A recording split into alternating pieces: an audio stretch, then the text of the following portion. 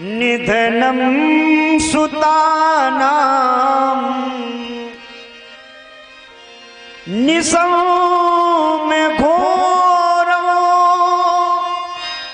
परितप्यमाना।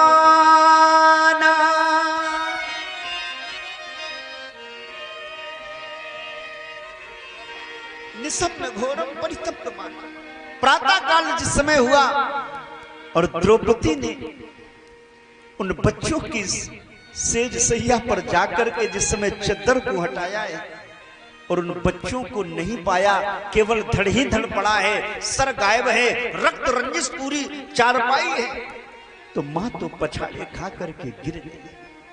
एक मां की यहां पर कितनी सुंदर भाव अपने बच्चों के प्रति होते हैं, मां की ममता कैसी होती है, ये इस कथा के माध्यम से एक श्लोक में वर्णित हो गया। माता शिशूनां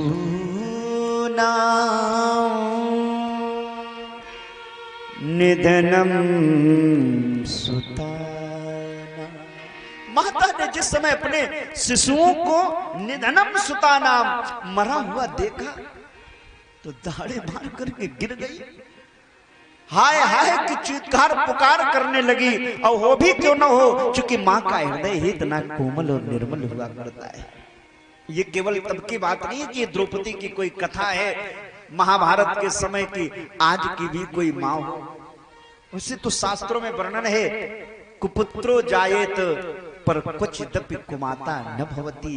भले पुत्र ही कितना कुपुत्र क्यों न हो जाए, लेकिन मां कभी कुमाता नहीं होती अपने संतान। मां का हृदय कितना निर्मल होता है, ये आज भी हम अपने आप समाज में अपनी मां से, अपनी पड़ोस की मां से अनुभव कर सकते हैं। एक मैंने देखा है, प्रायः बच्चे जब थोड़ा सेल्फ डिपेंड हो जाते हैं अथवा विवाह हो जाने के बाद थोड़ा कमाई खर्चा आदि आदि शुरू हो जाता, ससुराल अच्छी मिल जाए तो पत्नी चाहे जैसी, क्योंकि रामायण भी कहती है ससुराल प्यार लगी जबते रिपरूप कुटुंब भये तबते सुत मात पिता चाहे तब लो अवलानन दीख नहीं जब लो। नियम है, मैंने देखा कई बार। तो वो बच्चे बड़े होकर के माँ बाप पर ही प्रश्न चिन्ह खड़ा करते हैं। कई बार तो बच्चे कहते हैं माँ तुमने हमारे लिए किया ही क्या है, 9 महीना पेट में ही तो रखा है, अरे उसका किराया बता दो हम तुम्हें दे देंगे। कितना किराया हुआ बोलो। अरे एक बात कह दूं कथा के माध्यम से, जीवन में हम आप धन कमा करके पद प्रतिष्ठा सम्मान पा करके दुनिया का कर्ज चुका सकते हैं, लेकिन मां के दूध का जो कर्ज है उसे दुनिया में कोई चुका नहीं सकता है। और केवल एक बार की मैं बात नहीं, अगर प्राकृतिक कर्ज देखे जाए तो हम सभी इंसान पर कर्ज चढ़ा है। एक है देव ऋण, दूसरा है पितृ ऋण, तीसरा है आचार्य गुरु ऋण और चौथा है मातृ ऋण। और इन 4 ऋणों में जो 4 कर्जा हैं, इन 4 कर्जों में 3 कर्जे चुकाए जा सकते हैं, लेकिन चौथा कर्जा नहीं चुकाया जा सकता। देव ऋण, देव माने देवताओं का जो कर्ज है, अगर व्यक्ति पूजन भजन हवन करता है तो देवताओं के कर्जे से मुक्त हो जाता है, शास्त्र का नियम है। पितृ ऋण, जो हमारे पितरों का, हमारे पिता का जो हम पर जो कर्जा है वो भी मुक्त हो जाता है। जब अपने द्वारा हम किसी लड़के को, बच्चे को जन्म देते हैं तो पिता के ऋण से मुक्त हो जाते हैं, चूंकि चिराग जलाने वाला पैदा हो जाता है। तीसरा है आचार्य और गुरु ऋण, आचार्य को दक्षिणा दे करके, गुरु की सेवा करके दक्षिणा दे करके हम मुक्त हो जाते हैं उसके ऋण से। लेकिन जो चौथा ऋण है मां का, उस ऋण से व्यक्ति कभी ऋण हो ही नहीं सकता। कितनी भी सेवा क्यों न कर ले, कितनी भी मां की हम परवरिश क्यों न कर ले, चूंकि उसने जो परवरिश की है उसका आकलन हमारे उन चंद टुकड़ों से, कागजों से तौला नहीं जा सकता है।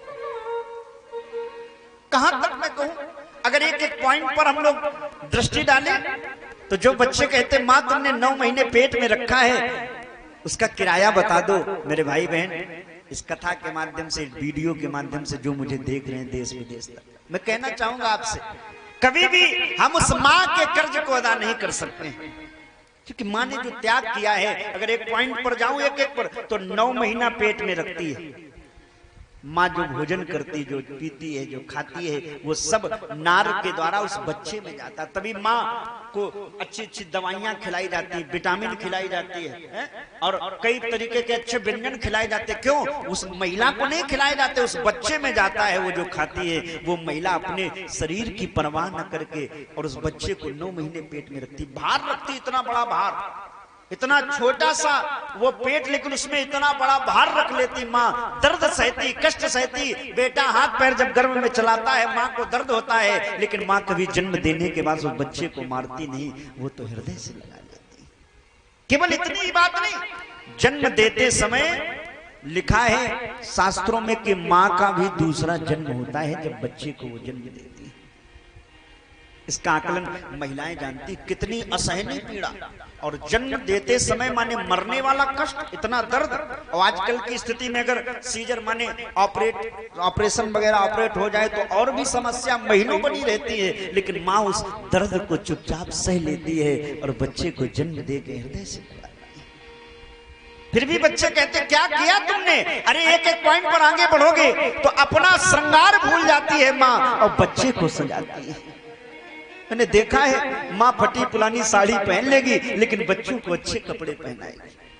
और केवल इतना ही नहीं, घर में अगर एक रोटी रखी हो और बच्चा कह दे माँ मुझे भूख लगी है, तो वो माँ एक रोटी वो बच्चे को खिला देगी और स्वयं पानी पी करके सो जाती है। कहां तक कहूं, सर्दियों की कटकटाती ठंड में बच्चा जब लघुशंका माने टॉयलेट कर देता है चारपाई पर, गद्दे पर, बिस्तर पर, तो माँ उसे चुपचाप उठाती है और उसे सूखे में सुला देती है, स्वयं गीले में सो जाती है। इतना त्याग दुनिया में कौन कर सकता है? अरे आप 4 दिन भी गीले में नहीं सो सकते हैं और वो कम से कम 4 वर्ष तक गीले में सोते हैं। और तो और मैंने कई बार देखा है बच्चे जब बड़े हो जाते हैं, विवाह हो जाता है, विवाह हो जाने के बाद जब पत्नी आ जाती है और घर में थोड़ी कलह हो जाए, झगड़ा हो जाए, तो बच्चा कहता माँ अब तुमसे हमारी पट नहीं रही, हमारी बहू से तुम्हारी बनती नहीं है। तो माँ अपनी हृदय की वेदना को चुपचाप दबा लेती है और कहती बेटा ये मैंने घर मकान बनवाने में खून पसीना लगा दिया, कितनी मेहनत की, कितने संघर्ष किए, मकान मैंने बनाया, लेकिन कोई बात नहीं। अगर तुम्हारी पत्नी से अगर मुझको कोई कष्ट यानी मेरे द्वारा तुम्हारे पत्नी को कोई कष्ट हो रहा है तो बेटा एक काम करो, पूरे मकान में तुम रहो, हमें घर के बाहर वाला कमरा या अंदर वाली एक छोटी सी कोठरी दे दो, हम बुढ़ई बुढ़वा उसी में जिंदगी काट लेंगे, तुम आराम से पूरे मकान में। देखो इतना बड़ा त्याग कि माँ अपने बच्चों के लिए वो घर द्वार मकान तक त्याग देती है। और तो और बच्चा चाहे जितनी गाली दे, चाहे जितना कष्ट दे, लेकिन माँ अगर कभी कोई पूजन भजन पाठ कुछ भी करेगी, किसी मंदिर में जाएगी, कोई सकट हरछट आदि आदि अगर पूजन भी करेगी, तो माँ एक ही प्रार्थना करती कि हे भगवान, हे माता, हे काली मैया, हे गिरधारी बाबा, हे संभा मैया, हे मेरे प्रभु, एक काम करना, मेरा लाला भले ही मुझको बहुत गालियां देता, कष्ट देता है, लेकिन आप कभी भी उसके ऊपर गलत प्रभाव न डालना, भले उसने मुझको कितना भी कष्ट दिया हो, लेकिन मेरे जो भी पूजन भजन का मेरा जो लाभ है वो सब मेरे बेटे को दे देना।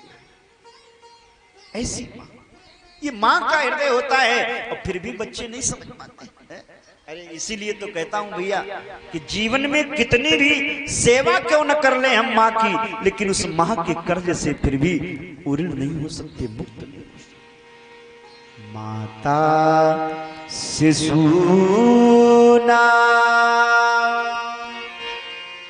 निधनम सुता। जय जय।